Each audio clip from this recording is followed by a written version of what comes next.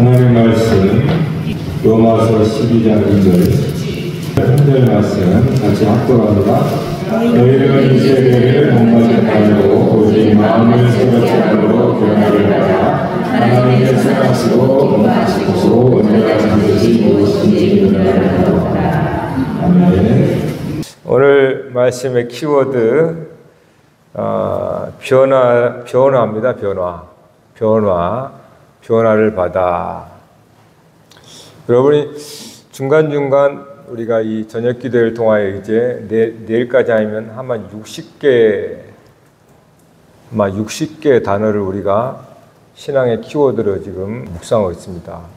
여러분이 정말 그냥 이 밴드에 올리는 거 우리 권사님이 수고해서 올리시지만 30일 지나면 없어져 버려요. 저는 이걸 따로 제가 이거 모아놓지 않습니다. 하나님 그때그때 주시는 것으로 하기 때문에 파일을 만들지 않아요. 여러분, 그래서 말씀을 통해서 여러분 스스로 것으로 삼고 저는 여러분들에게 안내, 길잡이일 뿐입니다. 길잡이. 그러니까 여러분이 훨씬 더 주는 말씀을 포인트를 갖고 깊은 하나님의 은혜를 여러분이 가지셔야 돼요. 그러니까 저는 그러길 바랍니다. 간절히 말해요.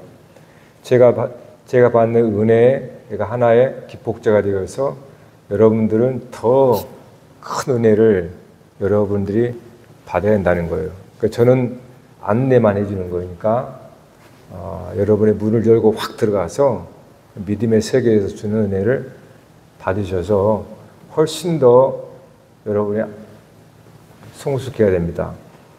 자, 변화.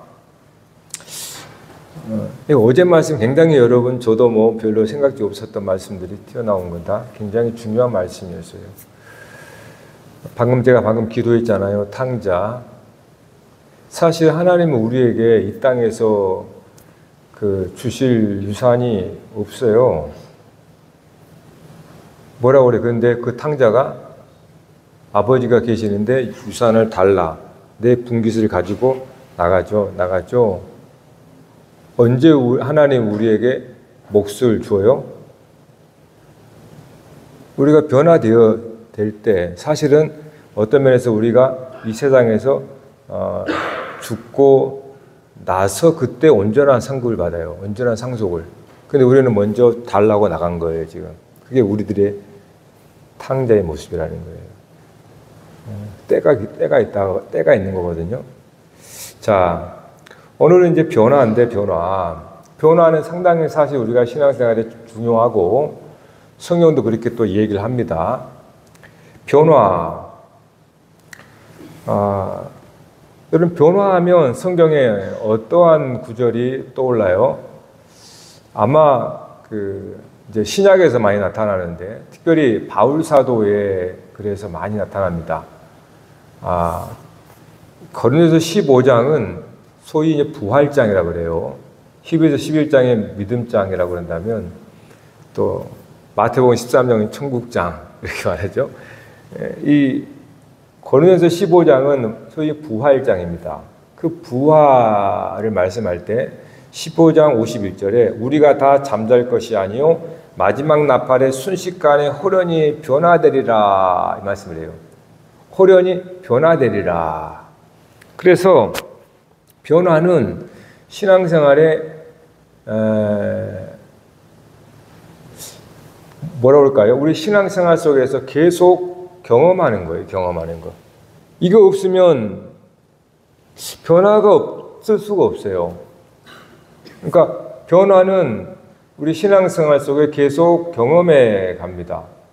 자, 그런데 바울 사도가 변화되리라 이 이야기를 부활이라고 하는 말씀 중에서 했다고 하는 거예요. 그러니까 부활을 다른 말로 변화되리라 이렇게 얘기한 겁니다.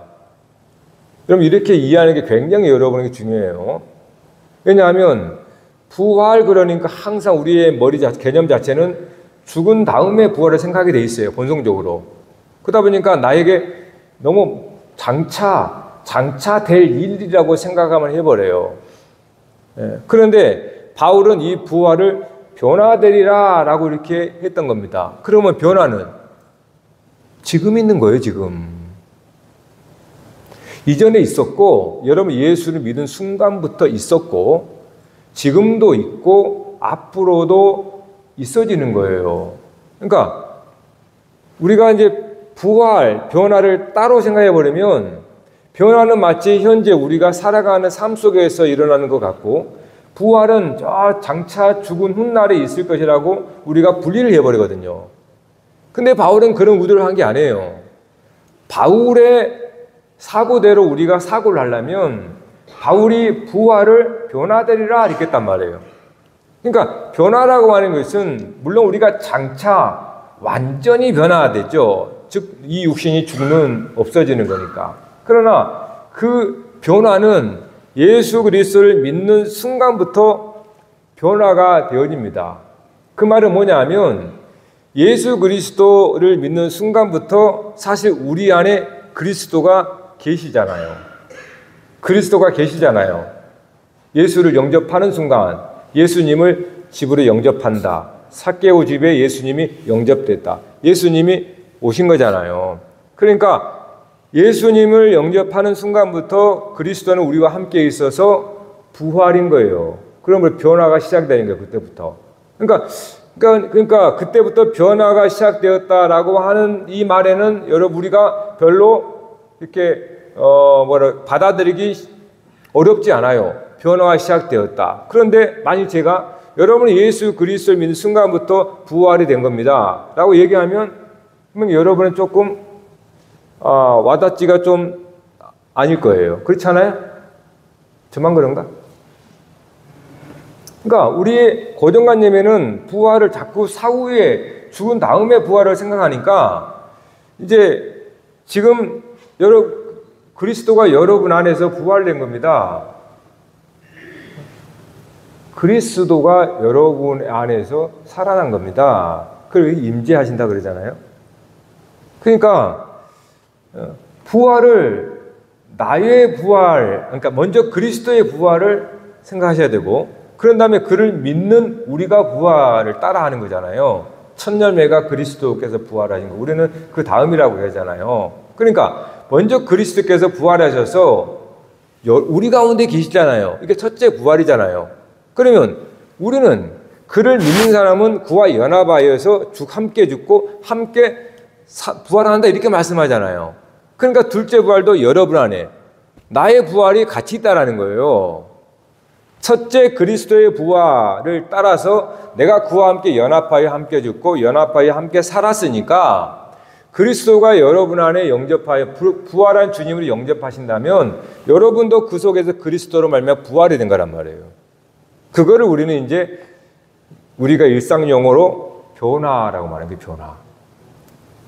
그러니까 성경이 가르치는 데 여러분의 변화를 생각하게 되면 여러분의 변화에 대한 개념과 또 방법들이 확 달라지게 됩니다.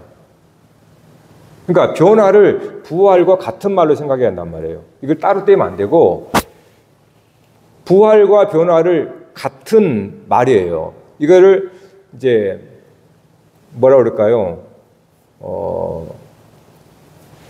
자, 일단 보십시다. 여튼 그래서 예수님이 나는 어제도 있었고 지금도 있고 장차 있을 자라 그랬죠. 네? 여러분이 예수 그리스도를 믿는 순간부터 있었고 여러분 안에 지금도 여러분 안에 그리스도가 계시고 장차 계속 여러분과 함께 있다는 거예요. 네?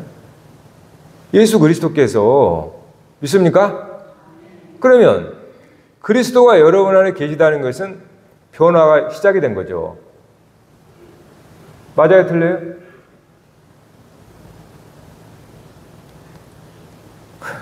헷갈리세요?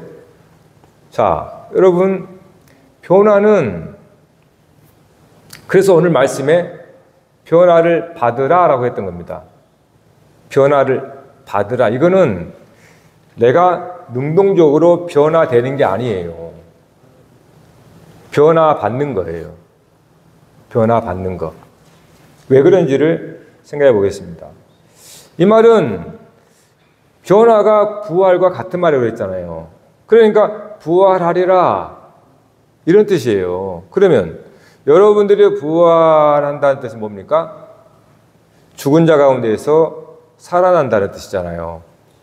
즉 바울의 말대로 죄에 대하여 죽은 자요 하나님에 대해서 산 자로 여길지어다.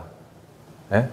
여러분의 육신에 대해서는 죽은 자요 육신에 지지 말고 내 육신의 사망, 육신에 지지 말고 하나님의 의의 무기로 내 육신을 드리라 이렇게 말씀하잖아요. 그러니까 성경이 가르치는 대로 여러분이 부활과 변화를 생각한다면 여러분은 처음부터 그리스도의 부활에 참여한 자가 된 거예요. 그리스도의 부활에. 그래서 그 부활이 계속 되어짐 속에서 저와 여러분은 그리스도의 형상으로 변화가 되는 거예요. 같은 이야기인 겁니다. 그러니까 그리스도의 형상으로 변화된다는 얘기를 제가 그리스도의 부활에 참여한다는 걸로 얘기할 것 뿐이에요.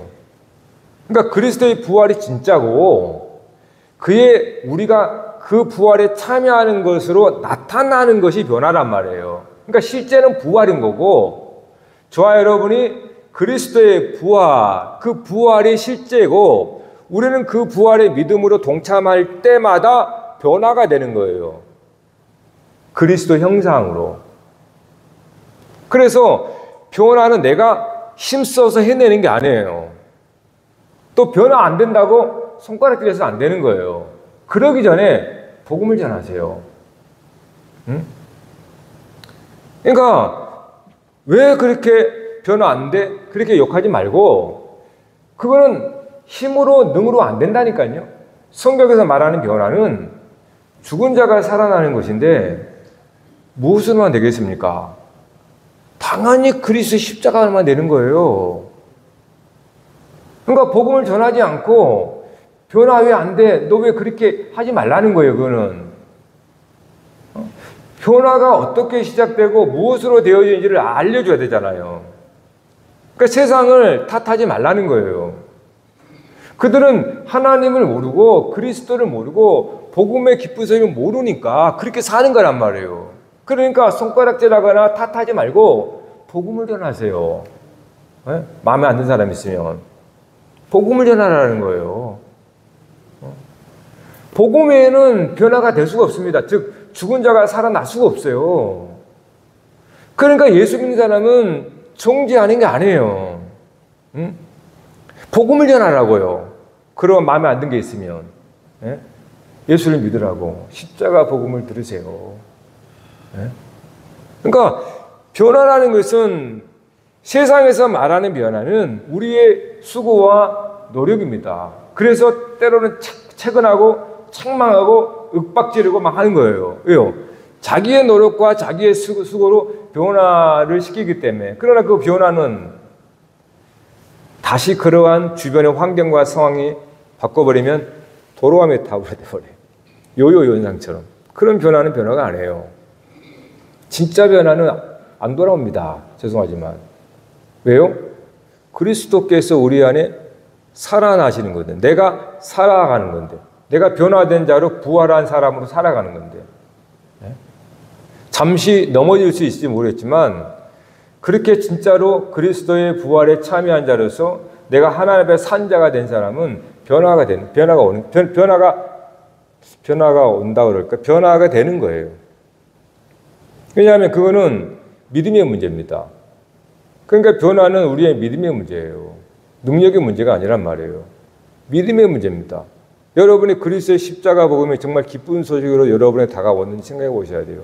그 교회에는 그 어떤 것도 변화는 일시적일 것이고 일시적인 변화는 변화도 아닙니다. 오히려 더 나쁘게 돼버려요. 내 수고와 힘으로 뭔가를 이렇게 신앙생활 하는 사람은 오히려 그것이 더 해가 된단 말이에요. 오직 믿음으로 말미암아 저와 여러분 안에 그리스도가 다시 사는 거예요. 그럴 때 그 믿음이 우리의 삶의 변화로 나타나는 거란 말이에요. 그래서 변화를 받으라 이렇게 말하는 거예요. 변화를 받으라. 어떻게 변화받을 수 있는가? 오늘 말씀에 보면 자, 오늘 말씀에 2절을 읽었는데 우리말 성경에는 동사가 분별하도록 하라 이렇게 돼 있잖아요. 근데 사실 분별하도록 하는 분사구예요. 여기서 동사는 하나입니다. 변화를 받으라예요. 변화를 받으라. 네? 그러면 이걸 그렇게 바꿔 생각하면 너희는 이 세대를 본받지 말고 즉 하나님의 선하시고 기뻐하시고 온전하신 뜻이 무엇인지 분별하여 너희 마음을 새롭게 함으로 변화받으라 이 말이에요. 변화받으라. 그러니까 분별하는 것은 하나의 과정이고 그 분별을 통하여서 결국은 변화받는 거예요. 그러니까 그것이 마지막 동사란 말이에요. 자, 그래서 변화받는 것은 그냥 되는 게 아닙니다. 여기 말씀한 대로 먼저 하나님의 기뻐하시고 온전하신 뜻이 무엇인지 분별하는 것을 통해서 마음이 새롭게 돼요. 그걸 알아야 하나님이 기뻐하시고 온전하신 뜻이 무엇인지 분별하다, 그 분별, 시험하다는 거거든요. 시험하는 걸 통해서 거기서 그렇구나, 이게 하나님의 뜻이었구나 라고 여러분이 깨닫는 순간 여러분의 마음이 새롭게 됩니다. 그것으로 변화가 나타나는 거예요. 자, 결국 그 뜻을 우리가 살면서 겪게 되는 모든 것, 여러분이 처음부터 지금까지 모든 삶이 시험이에요, 시험. 그럼 뭔 시험이었냐? 특별히 물론 예수님을 몰랐을 때도 사람들에게 오는 고난과 시련은 시험입니다. 왜냐하면 그렇게 알지 못하는 또 뜻하지 않는 나의 실수로 말미암아 겪는 시련과 고난을 통하여 많은 사람들이 교회를 오더라는 거예요. 네? 맞죠? 그러니까 꼭 믿는 사람만이 아니고 믿지 않는 사람들이 당하는 고난과 시련조차도 사실은 하나님의 손길이에요. 그들이 그 일을 통해서 하나님을 알게 되는 계기가 되더라는 거예요. 그러면 믿는 사람은 훨씬 더 하나님의 우리 삶에 나타나는 일상의 삶이나 문제들이나 어떤 걱정거리나 이 모든 나의 삶을 통하여서 하나님의 기뻐하시고 온전하신 뜻이 무엇인지를 시험하는 겁니다. 이 분별하다는 것이 시험하다는, 도키마죠, 시험하다는 뜻이에요. 자, 여러분 시험 보잖아요. 오늘 아이들 시험 보는 기간 같아. 시험은 뭐라고 그랬습니까? 맞는 것도 있겠지만 틀리는 것도 있어요. 사실은 틀리는 게 더 유익해요, 신앙생활은. 자, 무슨 말인가 하면 시험은 내가 확증하는 겁니다. 이거구나. 근데 어쩔 때 더 기억에 남냐 하면 틀렸을 때 기억이 남아요. 자, 무슨 말인가? 이렇게 적용하면 돼요. 여러분 삶에 지금 각자 삶이 있단 말이에요. 근데 무엇이 하나님의 뜻이라는 걸 우리가 악답하냐? 그 시험 중에서 여러 가지 고민할 거 아니에요. 그럴 때 이렇게 하는 겁니다. 우리는 보통 먼저 어떤 문제 닥치면 내가 그동안 생각했고 경험했고 내가 아는 방식 가지고 그 일을 해결해요. 그런데 오히려 더 망가져 버리네. 틀렸구나. 틀린 거죠. 거기서 아는 거예요. 내가 생각하고 내가 뜻대로 내 마음대로 했던 게 이것이 틀린 거구나. 그래, 이런 나를 부정하자. 그래서 그리스도께 순종하자. 그래서 삶은 실패가 많은 겁니다. 실패가 많다는 것은 책망이 있다는 거예요. 책망 깨닫는 거예요. 그러니까 칭찬보다는 칭찬해서 사람을 만들지 못합니다, 여러분. 고난과 시련과 넘어짐 등의 사람을 제대로 만들어가요. 그러니까 여러분 지금 삶도 똑같아요. 모든 게 시험입니다. 심지어 교회 안에서 여러분 사회 가운데 시험이에요. 그때 여러분은 뭘 해야 됩니까? 하나님의 기뻐하시고 온전한 뜻이 무엇인지를 분별하도록 하나님이 시험을 주문하면 보통 우리는 지금까지 내가 나라고 하는 뭡니까? 캐릭터를 가지고 교회도 와서 일하려고 그래요. 내가 세상에서 했던 방식대로 내 인간성과 내 성질과 내 기질과 내가 세상의 방대 경험들과 이런 것들을 주장하려고 그래요. 교회에서. 그러면 어떻게 됩니까? 문제가 돼버려요. 그러면 알아야 됩니다. 아, 내가 주장하는 게 틀렸구나. 그럼 내려놔야죠. 그리고 주님 뜻대로 하옵소서 라고 순종하는 거예요. 그러니까 그렇게 우리가 하나님의 뜻이 뭔지를 안다는 거예요. 그럼 하나님의 뜻이 뭡니까? 어제 말씀대로 하나님의 아들 그리스도잖아요. 저와 여러분이 하나님의 아들 그리스도가 되길 바라는 거예요. 하나님께서. 지금은 아주 어리고 갓난아이 같지만 이런 삶과 삶의 여러 문제들, 그러한 일들 통해서 성장하는, 즉 성숙한 뭡니까? 그리스도의 형상을 닮은 자로 성숙하게 바라는 거예요. 그러니까 시험은 목적이 정확합니다. 하나님은. 하나님의 상속받을 아들이 되는 거란 말이에요. 그리스도가 되는 거예요. 그리스도인. 그 모델이 예수 그리스도고. 그래서 우리가 교회에서나, 특별히 교회에서는 여러분 그거를 은혜로 진짜로 받으셔야 됩니다. 예? 여러분의 교회에서까지 여러분의 캐릭터 가지고 와서 휘저으면 큰일 나요. 예? 교회는 순종하는 거예요. 순종하는 거. 예? 말씀에 따라.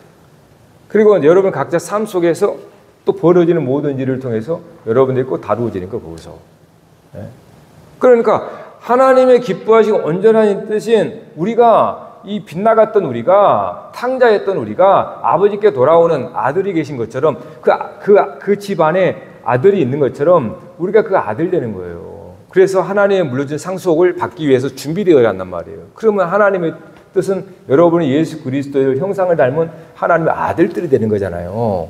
그러니까 여러분 삶 속에 벌어진 모든 일 거기서 주로 우리는 넘어지게 돼 있어요. 그래야 아, 내가 틀렸구나 하면서 자기를 부정하게 된단 말이에요. 고집 부리면 안 돼요. 내가 틀린 것에 대해서. 실망도 하지 말라는 거예요. 그러니까 여러분 삶에 중요한 건 여러분 자신이 아니에요. 여러분 가운데 있는 그리스도인 거예요. 그리스도가 여러분을 짓밟고 일어나는 거예요. 부활하는 거예요. 우리 안에서. 그게 중요한 거잖아요. 그게 영생이지. 여러분이 그리스도를 받고 여러분이 일어나면 어떻게 되겠습니까? 사망인 거지. 네? 그러니까 항상 여러분 우리의 실수는 그거예요. 그러니까 우리가 오히려 성공한 사람은 더 위험합니다. 이건 변화가 안 돼요. 이런 사람들은. 뭔가 자기 마음대로 했다가 대망 막 형통해버려. 이런 사람들은 진짜 어떤 면에 버린 자일 수 있어요. 죄송하지만. 네? 하나님께 택한 자는 그렇지 않습니다. 그가 얼마나 큰 죄인인가를 깨닫게 돼 있어요. 여러 가지 일들을 통해서. 그래서 성도의 고난은 굉장히 이건 필연적일 수밖에 없는 거고 그런 필연적인 고난을 통해서 우리는 하나님의 기뻐하신 자로서 찾아가는 거예요. 그래서 항상 우리는 자기 자신을 부정하는 쪽으로 가게 됩니다. 아, 내가 생각했던 대로 되는 게 아니구나. 내가 원하는 뜻대로 내가 주장했다고 해서 아, 일이 되는 게 아니구나. 네? 그래서 시험 문제를 틀려야 되는 겁니다. 그래야 자기 자신에 대해서 믿지 않아요. 오직 그리스도만 우리에게서 승리하기 원합니다. 주님께서 다시 여러분 안에서 부활하시는 거예요. 아멘. 그 부활은 여러분의 부활이라고 그랬습니다. 첫째 부활이 없으면 그 다음도 없어요. 그러니까 그리스도가 여러분 안에 영접이 돼요. 여러분 안에서 그리스도가 살아나심이 돼야 그 다음에 여러분이라는 거예요. 그러니까 자꾸 그리스도와 여러분을 둘로 분리하지 말라는 거예요. 이걸 죄입니다, 죄. 그리스도가 여러분 안에, 하나님이 우리 안에, 우리가 하나님 안에, 우리가 주 안에 늘 이렇게 말하잖아요. 그러니까 이걸 분리하지 말라는 거예요. 항상 독립투쟁하지 말라는 거예요. 나는 나다. 하나님과 대적하면서, 반역하면서 그게 우리의 본성이에요, 본성. 하나님 되려고 본성. 이 본성을 그리스도께서 십자가에서 완전히 깨버렸잖아요. 심판을 통해서 도말해버렸잖아요. 근데 우리는 끝까지 틈만 나면 살아내려고 그래. 머리띠 밀면서 우리 자신이. 그것이 뭔지를 알아야 됩니다. 그거는 내가 죽는 거예요. 사망의 왕노릇하는 거예요. 내가 죽는 게 그리스도가 영생으로 우리에게 생명이 되는 거란 말이에요. 그래서 항상 그리스도인 겁니다. 성경 전체는 그리스도밖에 없어요. 사실은 이 얘기만 하는 거예요. 그게 하나님의 아들 그리스도이니까. 그러니까 여러분 삶도 결국은 그리스도의 중심된 삶을 살아야 한단 말이에요. 지금은 그리스도 중심에서 멀찍이 따라가지만 점점 더 이렇게 가까워져서 이제는 여러분 안에 그리스도가 여러분 안에 계시는 합한 자가 되는 겁니다. 합한 자. 그럴 때 우리는 하나님의 상속자가 되는 거예요.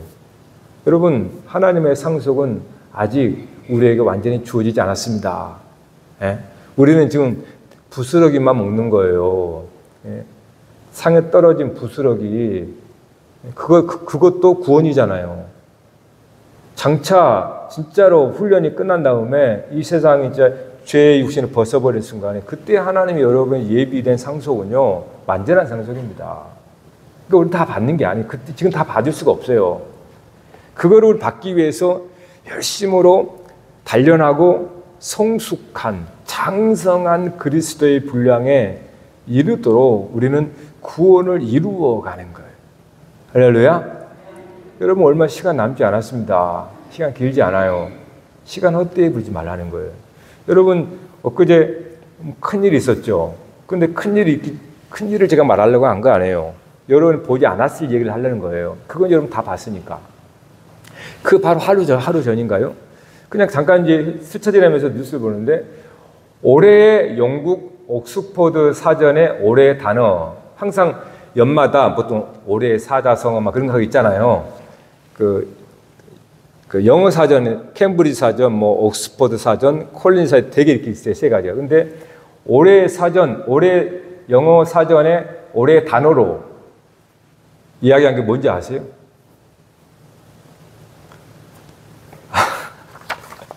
여러분도 아마 좀 입에 담기도 그렇지만, 근데 사실은 그 어떻게 해요? 옥스퍼드 사전의 올해 단어는 뇌 썩음이에요. 뇌 부패. 그 이유가 뭔지 아세요? 소셜 미디어, 유튜브, 개인 미디어예요. 그러니까 너무 잡다한 쓰레기 같은 정보들을 통해서 사람들이 다 뇌의 썩음, 그러니까 뭐라 그럴까요? 지적으로 이 굉장히 많은 스트레스를 받고, 이게 지금 현상입니다.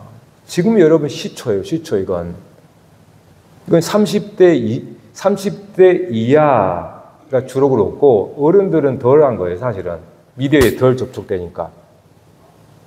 네? 이건 세계적인 문제예요. 그러니까 뇌 부패, 뇌 썩음. 그러니까 TV를 봐도 옛날에는 공영방송을 봤기 때문에 정제된 또 객관적인 사실들을 이야기했었잖아요. 지금은 개인 너튜브를 진짜 쓸데없는, 이게 다 돈이거든, 돈. 사람은 돈이면요, 독도 약이라고 그래요. 그런 시대에 살고 있어요, 여러분. 뭘 바랍니까, 세상에. 네? 지금 우리는 괜찮아요. 이제요, 지금 아이들 세대가 이제 성년 되면요, 심각합니다. 그들은 처음부터 눈으로 보고 자랐어요, 이 영상을. 뇌가 바뀌어요, 이제는. 그러니까 심각해집니다. 우리는 그래도 듣고 자랐어요. 듣는 귀가 있습니다. 어렸을 때 라디오나 이런 듣는다라는 것은 상상을 요구하거든요. 보는 건 상상이 안 되는 겁니다. 있는 그대로 되면 되는 거예요. 그러니까 여러분 앞으로 진짜로 사회는요, 험악해질 수밖에 없어요. 우리나라도 봐봐요. 굉장히 악해지죠. 세계의 추세입니다. 세계 추세. 이럴 때 여러분 예수 믿는 사람이 어떻게 살아야겠어요? 여러분 생각을 방치하지 마세요. 여러분의 생각을 묵상을 통해서 건강하게 하고, 여러분 열심히 말씀 읽고 잘해서 성경통신, 이번에 성경통신 참 수고했습니다. 참 어렵거든요. 네? 그거 인류 율독 다 한 거예요, 여러분들은. 네. 그러니까 여러분 계속 읽고 암송하고 묵상하세요, 말씀을. 그럼 여러분 이 세대 가운데 여러분 생각과 마음을 지킬 수가 있어요. 자, 마지막으로 자, 여러분, 자, 그러면 이거를 가장 드라마틱하게 변화를 보여진 그림이 있습니다. 구약에. 그게 약속의 땅 가나안 정복 사건이에요. 이 정복 사건을 오늘 말씀과 딱 봐서 다시 봐보세요. 정복 사건이라는 것은 변화되는 것을 표현한 겁니다. 하나님이 주신 약속의 땅은 여러분 각자 인생이에요. 여러분의 인생은 하나님이 주신 약속의 땅이에요. 그 약속의 땅을 그런데 12지파가 똑같이 분배받은 게 아닙니다. 레위 지파는 지파 몫이 자체가 없고 나머지 지파들을 다 땅 분배를 받았지만 땅에 다 크기가 달라요. 크기가 달라요. 그거는 오늘 좋아요 여러분이 하나님의 인생을 받았는데 그 인생마다 재능이 다르다라는 거예요. 네? 그러니까 재능이 작다 그래서 그걸 여러분 원망하지 말라는 거예요. 재능 많다 그래서 교만하지도 말고 그 이스라엘 지파가 그렇게 하나님 분배했지 않습니까? 보시면. 그러나 여러분 그렇게 땅에 다 어떤 지파는 큰 땅을 받았다 그래서 그 땅을 다 차지했나요? 아니요. 그게 중요해요. 땅을 차지한 사람의 지파가 많이 없습니다. 여러 가지 이유가 있어요. 때로는 그 원주민의 속아서고 화친조약을 맺어가지고 이거 몰아내라고 하는데 못 몰아냈어. 같이 살아버린 거예요. 그리고 어떤 친구는 힘이 있어 우리가 정복자니까 힘이 있으니까 이 사람들을 모는 건 좀 그렇고 이 사람들을 우리의 종으로 삼자. 종으로 삼는 거예요. 원주민들을. 몰라고 그랬는데. 예? 또 뭡니까? 그러니까 하나님 다 몰라고 그랬잖아요. 근데 자기들 생각대로 이 사람들 유익한데 이 사람들 살찐 송아지나 이런 것들 다 우리가 제사용을 쓰면 좋겠다. 다 자기 생각대로 다 그냥 남게 만든 거예요. 그것들이 그들 옆구리에 가시가 된 거예요. 그러니까 저와 여러분 삶이 하나님의 약속의 땅입니다. 하나님이 여러분 전체를 다 정복하기 원해요. 누가요? 그리스도께서. 여러분 전체를 우리는 늘 나시른으로 바치라 그러죠. 그거는 여러분이 그리스도께 온전히 넘겨질 때, 바쳐질 때 전쟁이 끝나는 거예요. 근데 우리가 바칩니까? 내가 주인 노릇했는 내 인생. 내가 내 인생 주인 노릇했고, 내가 왕 노릇했고, 내가 휘젓고 다녔는데 어느 날 그리스도께서 이걸 바쳐? 나를 바쳐? 말도 안 되는 거죠. 그래요, 안 그래요? 그러니까 그리스도는 우리 안에서 나를 정복해서 약속의 땅으로 완성시키기 원하는데 나는 물질도 내 땅도 어떻게 줍니까? 그래서 우리는 시련과 고난이 우리 안에 있는 거예요. 하나님께서. 너 바치라고 하는데 왜 안 바쳐? 바친다는 뭡니까? 그리스도가 주인 된다는 뜻이에요. 그리스도가 내 인생의 왕이 된다는 뜻이잖아요. 그리스도가 나를 지배한다는 뜻이잖아요.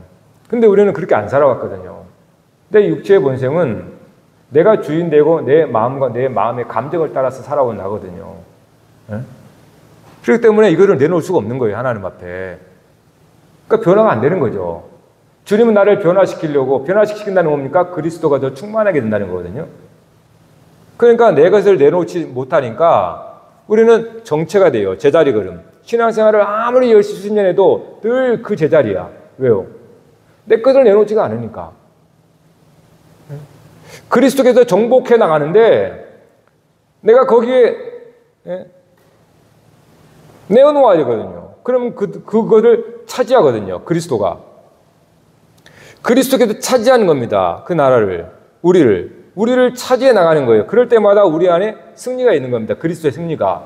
근데 그리스도 승리가 나의 승리거든요.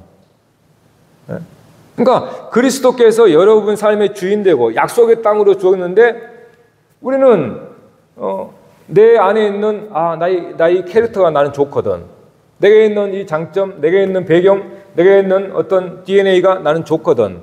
근데 이거를 포기 못하는 거예요. 분명히 다 버리라고 그랬는데, 다 진멸하라고 그랬는데 우리 이거를 내가 어렸을 때 갖고 있는 거기 때문에 이걸 못 버리는 거예요. 그러니까 그것이 가시가 돼가지고 늘 우리를 찌르는 겁니다. 심지어 상처까지도. 그러니까 변화가 안 되는 거죠. 그리스도가 여러분 안에서 더 충만하게 살아나는 것이 변화인데 내가 그거를 딱 내가 힘을 주고 있으니까. 여러분 다윗 왕 때 통일됐습니다. 남북 통일. 다윗 왕. 그래서 다윗을 다윗의 자손 예수 그리스도 온 거예요. 다윗이 어떻게 통일했습니까? 사울 왕이 죽었잖아요. 다윗에게 있는 이 사울의 캐릭터가 있어요. 다윗 왕에도 사울이 있단 말이에요. 이 사울이 끊임없이 자기의 왕됨을 가지고 싸우다 결국 사울이 죽잖아요. 그 후로 다윗이 천하통일합니다. 여러분이 죽지 않으면 그리스도가 여러분을 통일하지 못하는 거예요. 그거는 불행인 겁니다. 그럼 죽는 거예요. 그리스도가 살아야 영원한 생명이잖아요. 그러니까 내 삶에 그리스도가 왕되고 주인 된다라는 것은 이 지배, 그리스도가 나를 지배하고 그리스도 나를 정복하는, 그것은 내가 자기를 부정하고 자기 십자가를 지는 것으로 나타나는 거예요. 거기서 여러분이 부활의 놀라운 기쁨과 그리스도의 승리, 그 안에서 우리 안에 평강이 주어지게 되는 거예요. 그럼 여러분이 정말로 변화된다라는 것은, 이거는 성도에게 당연히 일어나는 겁니다. 그거는 여러분이 자기를 부정되고 자기 십자가를 지는 죽음, 그리스도와 함께 죽고 그리스도와 함께 살아나는 이 속에서 여러분의 삶이 새롭게 변화되는 겁니다. 할렐루야! 기도하십시다.